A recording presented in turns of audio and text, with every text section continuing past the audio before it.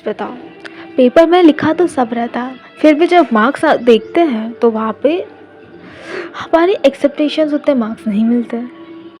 Problem syllabus का नहीं होता, प्रॉब्लम होता है लॉन्ग आंसर लिखने के तरीके का। So hi guys, I am BSc nursing student. और हाँ, मैं भी वही स्टूडेंट थी जो एग्ज़ाम के बाद ऐसा बोलती थी दैट मैंने तो सब लिखा था। तो इस वीडियो में कोई एक्स्ट्रा थ्योरी नहीं है, ये वीडियो है एग्ज़ाम हॉल के लिए। तो आज मैं वो एग्जैक्ट स्ट्रैटेजी शेयर कर रही हूँ जिससे मैंने 9+ CGPA स्कोर किया था। बिकॉज़ ऐसे बहुत से स्टूडेंट होते हैं जिनको नहीं पता रहता कि लॉन्ग आंसर्स कैसे लिखे जाते हैं। एंड एज योर सीनियर तो मैं ये आपसे साथ शेयर करना चाहती हूँ। दिमाग में एक बात अच्छे तरीके से डाल लो, बट ऐसा नहीं है कि आपको कुछ आता नहीं है, बट ऐसा है कि आपको कैसे लिखना है वो नहीं आता।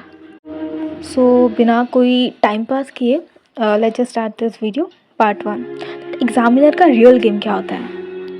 तो सबसे पहले एक सच सुन लो, एग्जामिनर आपका आंसर जो एग्जामिनर होता है ना, वो आपका आंसर नेटफ्लिक्स सीरीज़ की तरह बैठ के एकदम आराम से वर्ड टू वर्ड नहीं पढ़ता।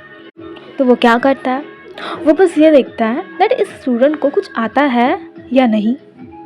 तो उसके लिए वो चेक करता है headings, structures, diagram and flow. अगर ये क्लियर है तो सिंपल इंग्लिश भी बिल्कुल ओके है। इसी का मतलब कि जो लॉन्ग आंसर है वो एक फिक्स फार्मूले में हमें लिखना पड़ता है, like according to heading, heading by heading, एक स्ट्रक्चर में, और बहुत अच्छे तरीके से, ना कि लाइक एक ही जगह पे बहुत ज़्यादा सब कुछ लिख लिया कंजूसी करके।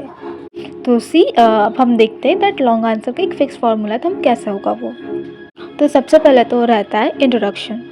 इंट्रोडक्शन में फुल कहानी लिखने की ज़रूरत नहीं है, डेफिनेशन और एक लाइन इम्पोर्टेंस बस।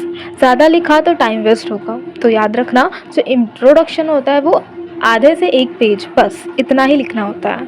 इसमें बहुत ज़्यादा टाइम पास करने की ज़रूरत नहीं है, बिकॉज आपके पास इतना सारा लिखने का रहता है। एंड इफ़ यू लाइक यहाँ पे बहुत ज़्यादा टाइम वेस्ट कर दोगे देन आपका पेपर छूट जाएगा। फिर आता है कॉजेज़ एंड इटियोलॉजी। यहाँ प्लीज़ पैराग्राफ लिखना बंद करो, हेडिंग्स और पॉइंट का यूज़ करो भाई। पैराग्राफ लिखने से एग्जामिनर बोर हो जाएगा। और हमेशा याद रखो भाई, अगर examiner bore which is equal to कम मार्क्स, तो एग्जामिनर को बोर मत होने दो, उसे इम्प्रेस करो। बिकॉज वो है ना, वो बोलते हैं that the first impression is the last impression. हाँ, तो उसको थोड़ा इम्प्रेस करो। उसके बाद आता है पैथोफिजियोलॉजी। अब पैथोफिजियोलॉजी हमेशा याद रखो, इसे फ्लो चार्ट में लिखो या फिर यहाँ पे डायग्राम्स का यूज़ करो। यहाँ एक रूल हमेशा याद रखना कि डायग्राम बनाना ही बनाना है। डायग्राम थोड़ा टेढ़ा हो सकता है पर होना तो चाहिए। और हाँ, अगर ये दिमाग में आ रहा था हमारी ड्राइंग अच्छी नहीं है या फिर हमें कुछ आता नहीं है, हमारा आर्ट अच्छा नहीं है, तो देखो, परफेक्ट आर्ट नहीं चाहिए, कंसेप्ट क्लियर होने चाहिए। तो भाई यहाँ पे पैराग्राफ तो बिल्कुल मत लिखना, यहाँ पे फ्लो चार्ट होना चाहिए। उसके बाद आ जाते हैं क्लिनिकल मैनिफेस्टेशन। अब कोई बच्चों को ऐसा लगता है ना, ये क्या होता है। देखो, क्लिनिकल मैनिफेस्टेशन का ही मतलब होता है sign and symptoms, that patient में हमको क्या दिख रहा है।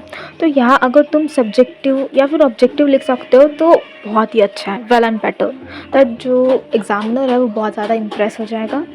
तो यहाँ पे देखो, answer automatically professional nursing answer बन जाता है यहाँ पे। या फिर ये अगर बहुत हार्ड लग रहा है तो सिंपली यहाँ पे वेब चार्ट्स बनाओ। अब ये सब होने के बाद आता है डायग्नोस्टिक टेस्ट। अब ना, ये एक ऑप्शनल चीज़ रहती है। अगर आप पास बहुत ज़्यादा टाइम है या फिर लिखा है एग्ज़ाम के क्वेश्चन में that you have to mention the diagnostic test, then तभी लिखो। एंड अगर यहाँ पे ऐसा लिखा नहीं है या फिर आपके पास टाइम नहीं है तो इसको स्किप कर दो, ये इम्पॉर्टेंट नहीं है। उसके बाद आता है नर्सिंग मैनेजमेंट। तो देखो, मैं याद कर करके बता रही हूँ, नर्सिंग मैनेजमेंट तो ये सबसे इम्पॉर्टेंट है, इसे तो कभी मत भूलना। नर्सिंग मैनेजमेंट एग्जामिनर का सबसे फेवरेट सेक्शन होता है। अभी कैसे लिखते हैं, अब जब मैनेजमेंट के जब हेडिंग देंगे तो यहाँ पे 3 सेक्शंस हो जाएंगे। First medical management, surgical management and the nursing management. इन तीनों को बहुत ही अच्छे से हेडिंग में लिखो, और जो नर्सिंग मैनेजमेंट के पॉइंट्स हैं उसे नंबरिंग में लिखो। और सच बोलो, मैक्सिमम मार्क्स जो रहता है ना वो इस मैनेजमेंट सेक्शन से ही आता है। फिर अब किसी किसी के दिमाग में आ जाएगा दैट ठीक है, हम इतना इतना तो लिख लेंगे, बट एग्जैक्टली कितना लिखना है ना? तो पेजेस का ड्रामा देख लो। एक कॉमन डाउट होता है ना सबके दिमाग में, दैट कितना लिखना इनफ रहता है। तो लॉन्ग आंसर के लिए 4 से 5 पेजेस आर परफेक्ट इनफ। और 6-7 पेजेस लिखने से टॉपर नहीं बनने वाले हो, तो बनने वाले हो, लेकिन आपको बनना तो है नहीं ना। हाँ, अगर आपके पास बहुत ज़्यादा टाइम है या फिर आपको आ रहा है तो लिख लो, लेकिन अगर जनरल पर्सपेक्टिव से अगर पूछ रहे हो तो 4 से 5 पेजेस आर इनफ। और आंसर तो आप, और अगर मार्क्स की बात करें तो ज़्यादा से मार्क्स तो नहीं आते हैं। अगर आप बहुत अच्छे से पॉइंट टू पॉइंट लिख रहे हो then you will get a good marks, because ज़्यादा is not equal to better. अब आ जाते हैं डायग्राम प्लेसमेंट की बारी। तब ये भी एक डाउट रहता है सबके दिमाग में दैट डायग्राम कहाँ पे बनाऊँ। और एक बहुत कॉमन मिस्टेक रहती है स्टूडेंट्स की दैट जो डायग्राम है वो हर जगह भर देना। आर्ट एग्ज़ाम नहीं है भाई कि हर जगह पे डायग्राम भर दोगे। देखो, इंट्रोडक्शन हो गया, डायग्राम बना ली। डेफिनेशन हो गया, डायग्राम बना ली। इटियोलॉजी हो गया, डायग्राम बना ली। क्यों भाई, क्यों बनानी है इतनी डायग्राम? इम्प्रेस करना है? नहीं होगा वो इम्प्रेस।